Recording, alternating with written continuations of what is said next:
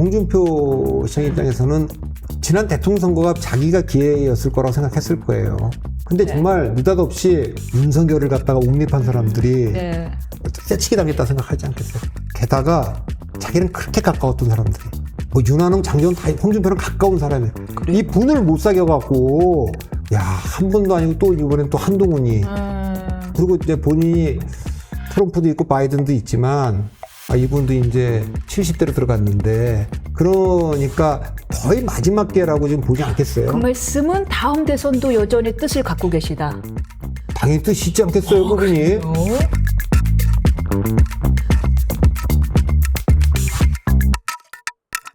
지금 이 상황에서도 전당대회에 간접적으로 출전하신 분이 계십니다. 예, 오늘도 항상 하루도 건너뛰지 않고 한동훈 비대위원장에 대한 비판을 부지런히 하고 계신 분이죠. 바로 홍준표 시장님에 대한 이야기.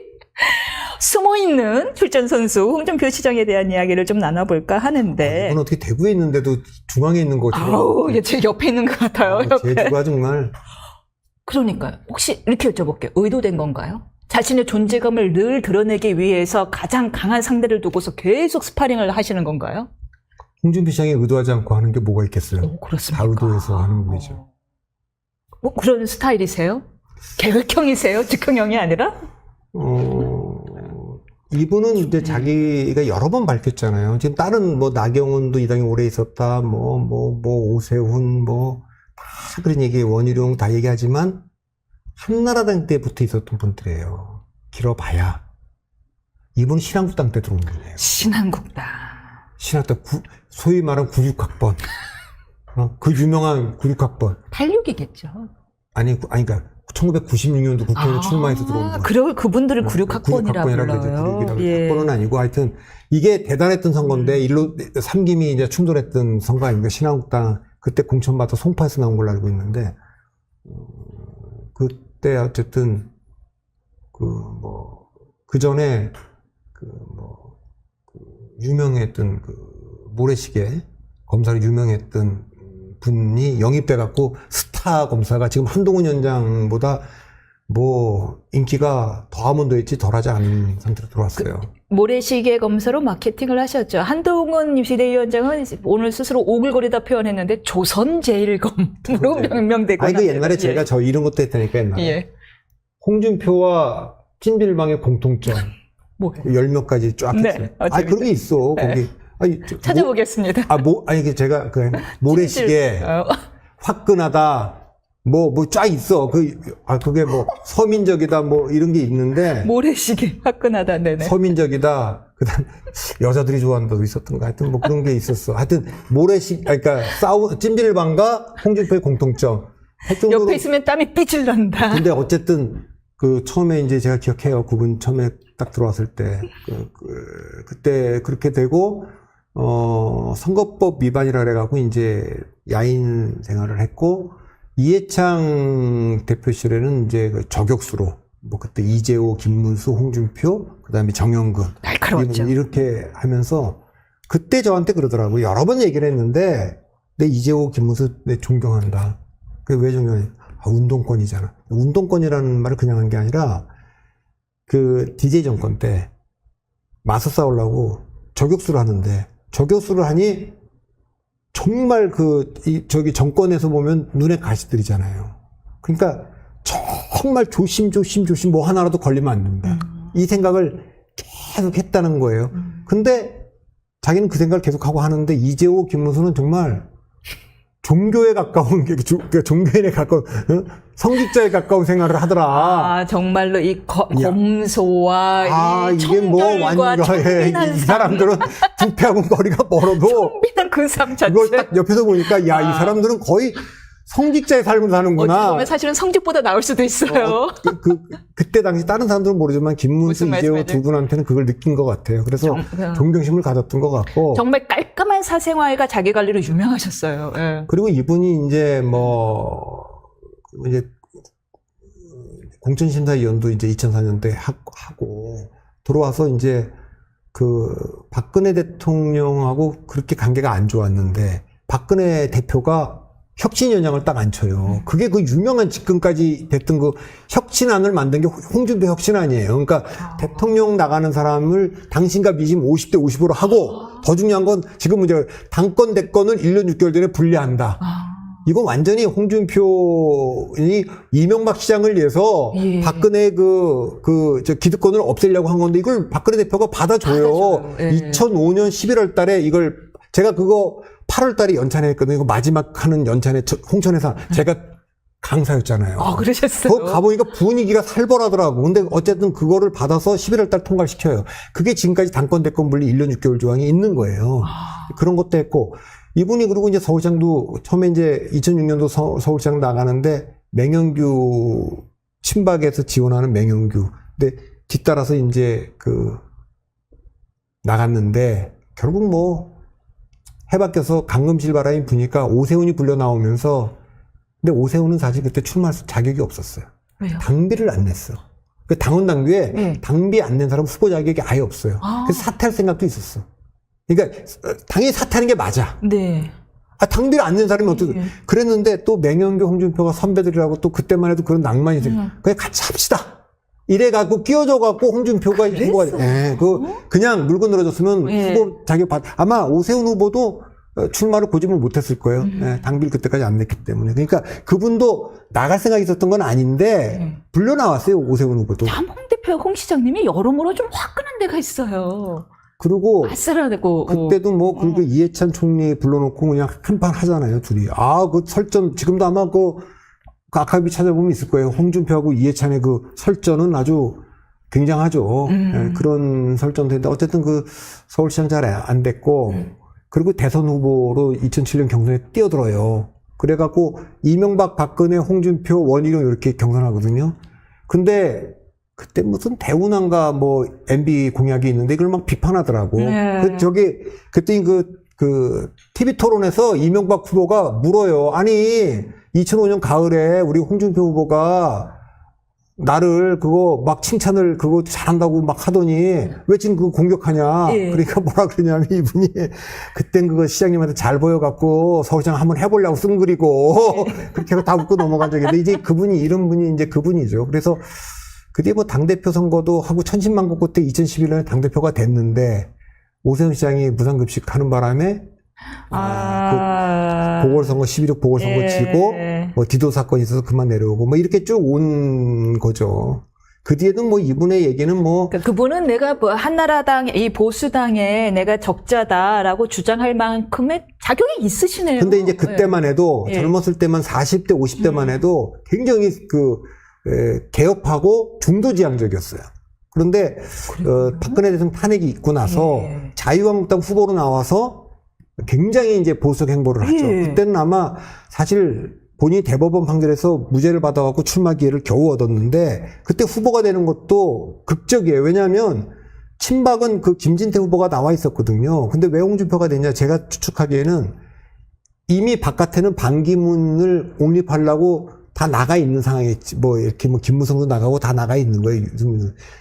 그러니까 저 바깥에 있는 예. 저 사람들 상대하려면 그래도 홍준표 정도는 돼야 되겠다고 하는 게 친박의 생각이고 남아있던 또 뭐 반박근혜 세력들은 그때 뭐 친박이 대단할 때거든 위세가 그 정도에 맞설려면 홍준표 정도의 그 기능이 있어야 된다. 이래갖고 홍준표 대표 대통령 됐는데 처음에는 뭐 15%도 못 얻고 뭐 선거 비용도 못 받을 줄 알았는데 2등으로 끝냈잖아요. 그까지만 했으면 되는데 떨어지고 나서 또 당대표예요. 지방선거를 이끄는 당대표를 한 거. 저는 이게 제가 개인적으로도 그랬어요. 뭐 대선 후보는 그렇다 치고 좀 쉬셨어야 되는데 왜 곧바로 당대표가 되셔서 그 지선에 이길 수도 없는 그 선거에 가서 예. 그걸 하려고 하니 더 보수화된 거예요. 자유우파를 얘기하고 뭐 이렇게 되고 그러다가 그때부터 좀 본격적으로 더 많이 우쪽으로 치우쳐졌군요. 예, 근데 2012년에 그 전예를 넣으면 박근혜 대통령 될 때 경남도지사가 되거든요. 보궐선거에서. 그때 여러 가지 혁혁한. 근데 그 얘기를 저한테 예. 이렇게 얘기하더라고요. 제가 기억을 하는데 2007년에 예. 이명박 박근혜한테 지고 아마 원희룡 후보한테도 졌을 거예요. 상처 크셨겠네요. 그때 이러더라고. 제 기억이 맞다면 박 대표 원희룡이 제주도 출신이라고 제주도에서는 원희룡 찍더라. 그러니까 서울에서 국회의원 아무리 해봐야 내가 대통령 선거 나가려면 이거 안 된다. 그러니까 언젠가 내가 내려간다. 그 생각이 늘 있었던 것 같아요. 보수의 심장 지역으로 나는 그래서 간다. 2012년에 박근혜 비대위가 공천 주님 아니 그러다가 공천 신청도 안 했잖아요. 근데 그냥 준 거예요, 거기다가. 예. 동대문에. 떨어지고 내려갈 때 저는 뭐 개인적으로 아니까 반대했어요. 왜 경남을 가시냐. 근데 내려가갖고 그때 친박이 다 밀던 사람이 지금 경남도에 사는 박안수 후보라. 야, 근데 여기는 그때 정말 절박한 사람들. 홍준표, 이방호, 뭐 김정은 이런 사람들 해갖고 이겼잖아요. 그리고 또 재선에 성공하고. 뭐 이런 경력도 있는데 이번에 또 대구로 옮겼어요. 그렇구나. 이번이 당시 먹기 프로젝트군요. 당시 먹기 장기 프로젝트. 본인은 경남도지 살 때 자기는 대구에서 학교 나왔다고. 대구 고향. 그러니까 다 고향이라니까. 사모님은 저기 호남이거든요. 내 호남도 그러고 내 서울에서 국회의원 했고, 그 다음에 내 경남은 내가 거의 창녕 출신이거든요. 그런데다가 학교는 대구에서 나왔다는 거예요. 그리고 뭐 조선팔도가 다 자기 거야. 아니, 정치인들 다 그렇죠. 뭐 맨날 여기에 사위, 저기에 손주, 저기에 아니, 근데 손녀. 그런데 어쨌든 대구에 가서는 확실히 뭐 목소리를 내고 뭐 그러기는 하고 있는 거죠.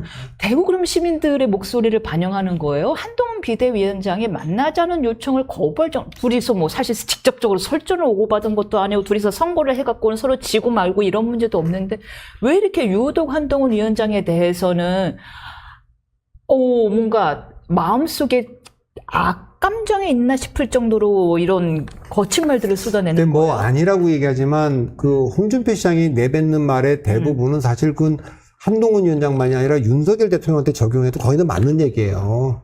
근데 만나자는 요청을 다른 사람은 다 만나면서 안 만날 필요까지 하는. 왜 윤 대통령이 안 만나서 안 만나는 거예요? 그렇겠죠. 근데 예. 사실은 홍준표 시장 입장에서는 지난 대통령 선거가 자기가 기회였을 거라고 생각했을 거예요.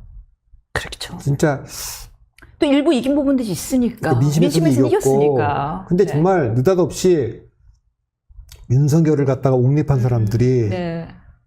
떼치기 당했다 생각하지 않겠어요? 게다가 자기는 그렇게 가까웠던 사람들이. 뭐 윤한홍, 장재원 다 홍준표랑 가까운 사람이에요. 그래요? 이 분을 못 사겨갖고 그 윤한홍 의원은 도지사 할 때 부지사를 시켰잖아요. 그래서 이 얘기를 공개적으로 계속 얘기를 했어요. 아이고, 마음의 상처가 너무 심하겠다. 아니, 그 얘기가, 네. 그리고 뭐 장재원은 그러고 다 그렇게 쭉 됐는데, 야, 한 번도 아니고 또 이번엔 또 한동훈이. 너무 그러니까- 미우신가 보다. 그러니까 그거는, 그리고 이제 본인이 트럼프도 있고 바이든도 있지만, 이분도 이제 70대로 들어갔는데, 그러니까 거의 마지막 기회라고 지금 보지 않겠어요? 그 말씀은 다음 대선도 여전히 뜻을 갖고 계시다. 당연히 뜻이 있지 않겠어요, 그분이? 그래요? 뜻이 없으면 지금 이 페이스북을 왜 하겠어요? 그렇군요. 아니, 고향을 위해서 봉사활동을 하고 갔다고? 재밌어서 말씀하셨잖아요. 이분이 그러면 뭐 대구에 고향을 위해서 봉사활동 하라고 마지막에, 저는 아니라고 봅니다. 그러니까, 그때 이렇게 생각했을 거예요. 내가 진 거는 민심에서 이겼거든요. 그쵸, 민심에서 이기고 당심에서 당심에서 지졌죠. 그러니까 내가 당심을 얻어야겠다. 그게 이제 좀 지금 당원 구조가 보니까 상당히 보수화되어 있고 중도지향적으로 해서는 당심 못 얻는다. 그래서 보수색을 굉장히 강하고 이분은 변신이 능하기 때문에 내가 일단 후보가 되고 나면 선거 때 중도를 잡는 건 또 다른 문제다. 할 수 있다. 얼마든지. 예. 그리고 또 뭐 이준석하고 관계도 옥신각신하지만 좋은 기본적으로 그런 게 이준석도 홍준표는 인정하고 그게 지난번에 총리시켜야 될 뿐이라 이렇게 얘기했잖아요. 맞아요. 상당히 장악력도 있고. 홍 시장님이 그리고 거친 언행에 비해서 또 행동이나 사고력은 유연하세요. 법조인 아니 그 유시민하고 그렇게 웃어가면서 그렇게 심각한 얘기를 그렇게 재미있게 할 수 있는 분이 대한민국에 몇 명이나 있겠습니까? 한동훈 측에서는요, 홍준표 시장이 대구 민심을 다 대변하진 않아라는 말로 약간의 경계심을 드러냈다고 합니다. 물론 그렇죠. 대구 민심을 다 대변이 하겠어요. 거기도 적이 많잖아요. 김재현 의원 이런 분들. 또 뭐 다 이렇지만, 확실한 건 우리나라에서 홍준표 시장의 팬이 많은 것도 사실이에요. 그렇죠. 그건 사실이에요. 네, 그리고 뭔가 약간 미워할 수 없는 캐릭터 있잖아. 어떻게 저렇게 말을 독하게 하는데도 또 이렇게 하다가 또 씩 웃잖아. 씩 웃는 것도 있어요. 약간 이렇게 장난 끼는 표정이 있어요. 그렇게 웃고 한마디 농담하고 그리고 아까 제가 그 얘기 있잖아요. 그러니까 이명박 시장이, 당신은 2005년도에는 그 신문에다 멀쩡하게 글 써갖고 나를 그렇게 잘한다고 하더니 왜 지금 같은 걸 가지고 욕을 하냐? 그러면 이걸 설명하는 게 아니라, 그땐 쟤는 잘 보여서 서울시장 한번 해보려고 쓴 거고요. 그렇게 하면 사람들 다 웃게 만들잖아요. 무장해제 시키는 게 있잖아요. 전 지금까지 잊혀지지 않는 TV 토론이 그분이 아마 안상수 누구. 어떤 분이랑 경남도지사 이 TV 토론을 하시는데 상대방을 뭘 갖고 홍준표 시장이 어떻게 알아내셨나요? 아저씨 개소속. 그 개소속을. 아니, 옆집하고도 개 때문에 화해를 못 하시는 분이 어떻게 화합을 꼭 말씀하십니까? 여보세요. 그 개 소송이 개가 얼마나 그 집 개가 시끄러웠는지 아십니까? 이거 갖고 싸운 건 진짜 레전드로 남아 있습니다.